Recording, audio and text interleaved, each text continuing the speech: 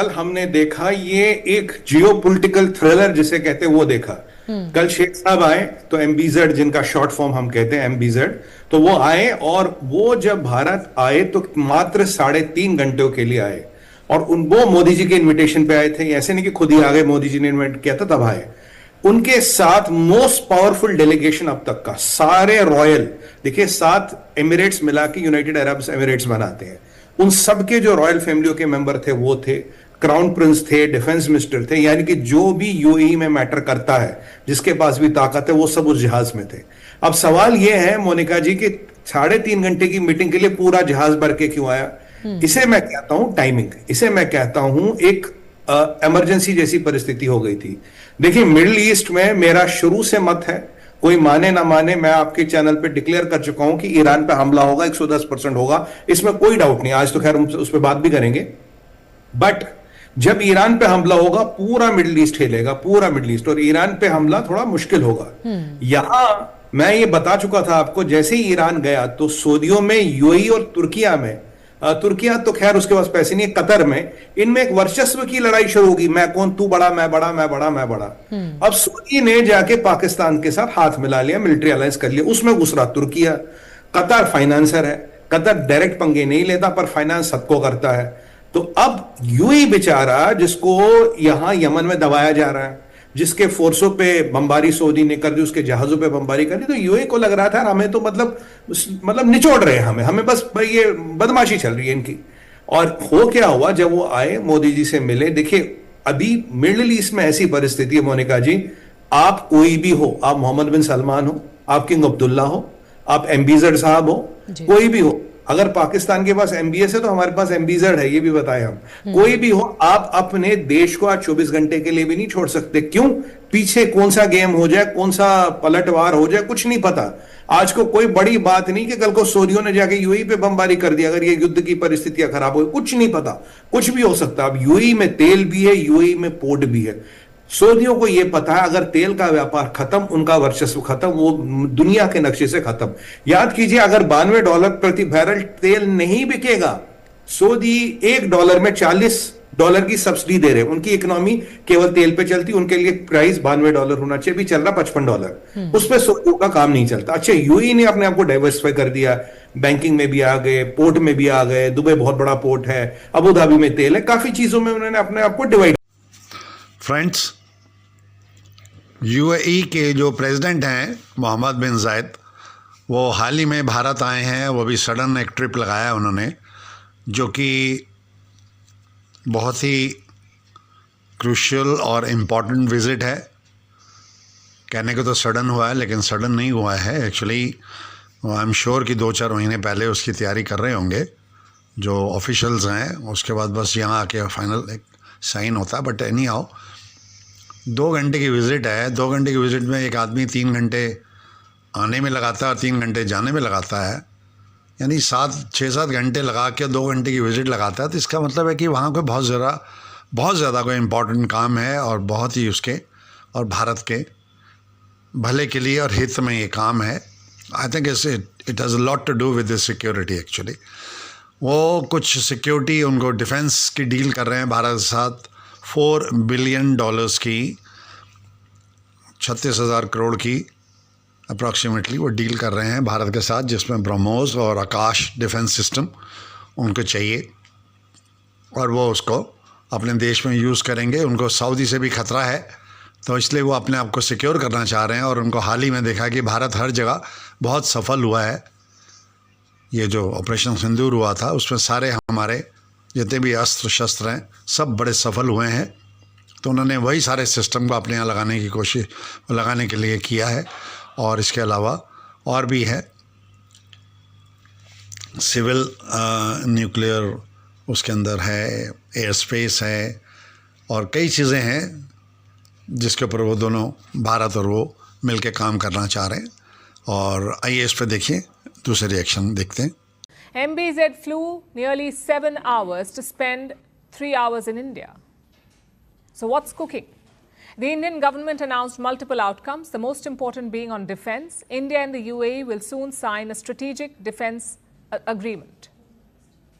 First of all, a letter of intent was signed between the two sides to work towards concluding a framework agreement for a strategic defense partnership between India and the UAE. Talks also covered space and energy. India and the UAE are looking to jointly produce satellites. They're also looking to launch sites and training centers. On energy, a crucial deal was concluded. The UAE has signed a long-term agreement to supply LNG to India. LNG is liquefied natural gas. Beyond that, regional issues were also discussed. India called for peace and stability in West Asia. Meanwhile, the UAE condemned terrorism and all its sponsors. UAE में किसी भी पाकिस्तानी को visa नहीं मिल सकता। अगर आपके पास Pakistani diplomatic passport है या सरकारी पासपोर्ट है, उसके अलावा कोई पाकिस्तानी यूएई जा नहीं सकता, दुबई जा नहीं सकता, वीजा बंद है। पहले तो मिलिट्री पैक्ट हुआ, दूसरा हुआ पैक्ट। देखिए, हमें एलएनजी की डिपेंडेंस हम पे कतार पे थी, हमने ब्राजील वाजिल दाएं बाएं और व्यवस्था कर दी। अब इनके साथ हमारा एलएनजी का पैक्ट भी हो गया, ये हमारे सेकंड बिगेस्ट एलएनजी सप्लायर्स बनेंगे। तो मैं मानता हूं जो डिपेंडेंस कतार पे इतनी थी, अब वो इतनी रह गई है, क्योंकि कतार के आप रुख देख रहे कहां कहां जा रहे, कहां कहां घूम रहे वो लोग। तो दूसरा तो ये हुआ। तीसरा हो गया हमारा फूड सिक्योरिटी, यानी कि उनकी जो फूड सिक्योरिटी, मिडिल ईस्ट में खाना नहीं उगता जी, भारत दुनिया का 40% खाना लगभग कंट्रोल करता है। जो फूड सिक्योरिटी को लेके हम उनको सबसे पहले खाना देंगे, जो भी खाने पीने की सामान है वो भारत से जाएगा। फिर civil nuclear energy, civil nuclear energy है जिससे आप न्यूक्लियर रिएक्टर लगा के दवाइयां बनाते हो, रेडियो आइसोटोप्स बनाते हो, जो मेडिसिन वगैरह के काम आती है, बिजली जनरेट करने के काम आती है, उसमें हमारा कॉपरेशन हुआ। उसके बाद कॉपरेशन हुआ है स्पेस रिसर्च पे, सैटेलाइट लॉन्चिंग पे, कम से कम 15 जगहों पे कॉपरेशन हुआ। और ये सबसे इंपॉर्टेंट चीज हुई है, कल यूएई ने भारत की सरजमीन पे बैठ के एक स्टेटमेंट दिया है, किसी भी तरह का क्रॉस बॉर्डर टेररिज्म 100% निंदनीय, एक्सेप्टेबल नहीं। और जो लोग ये स्पॉन्सर करे, इसको फैसिलिटेट करे, इसको परपेट्रेट करे, यानी कि जो बंदूक गोली चलाए, जो बंदूक दे, जो संरक्षण दे, जो ट्रेनिंग दे, जिसका दिमाग लगे, वो सब एक्सेप्टेबल नहीं और हम उसको कंडम करते हैं। यानी कि भारत की जमीन पे एक बहुत पावरफुल मुसलमान मुल्क यूएई ने सीधा सीधा पाकिस्तान को इंटरनेशनल आतंकवादी घोषित कर दिया। वैसे कल वो बलोच लीडर जो था उसने भी बोला कि पाकिस्तान एक इंटरनेशनल आतंकवादी, बलोच लीडर भी मुसलमान है, यूएई वाले भी मुसलमान है, इनको घोषित किया गया। और जैसे कि आप देख रहे हैं मेरे साथ, आपको फोटो में जो है वो यूएई के प्रेसिडेंट दिखाई दे रहे हैं, मोहम्मद बिन जायद, और उनके साथ हैं जी प्राइम मिनिस्टर ऑफ भारत यानी कि नरेंद्र मोदी जी, और दोनों की मुलाकात हुई है। और बड़ी सिग्निफिकेंट चीज है, उसकी वजह यह है कि शेख मोहम्मद बिन जायद अल नहयान जो है वो जब से उन्होंने प्रेसिडेंट ऑफ यूएई का हलफ उठाया है, ये उनका 5वां विजिट है इंडिया का। मुत्तहिदा अरब अमारात के सदर भारत में पहुंच चुके हैं और भारत एक चीज से दो शिकार करना चाहता है, यानी एक ही लम्हे में, एक ही वक्त में। और क्या ये पेशकश आगे चलकर पाकिस्तान के लिए मुश्किल पैदा कर सकती है? और पाकिस्तान भी तमाम चीज़ों को गौर से देखता है जब मुत्तहिदा अरब अमारात और इंडिया अपने दिफाई ताल्लुकात को मज़ीद बढ़ाने की भी बात करते हैं। और इस विजिट के अंदर मज़ीद बढ़ाने की भी जो बातें हैं वो की हैं, और इंडियन आर्मी चीफ जो है वो 1 मंथ पहले जाकर एक ग्राउंड बनाकर आ चुके हैं। अब देखिए, ये उठ के चला गया है वहाँ, अगर जाना ही है तो अब जाए, मगर ये तो ना। अच्छा, इनकी जो डिफेंस पार्टनरशिप है ना, वो पाकिस्तान के लिए जारी बात है एक, क्योंकि पाकिस्तान की जो डिफेंस पार्टनरशिप है वो किसके साथ है? वो सऊदीज के साथ है। इस चीज को भी ज़हन में रखें।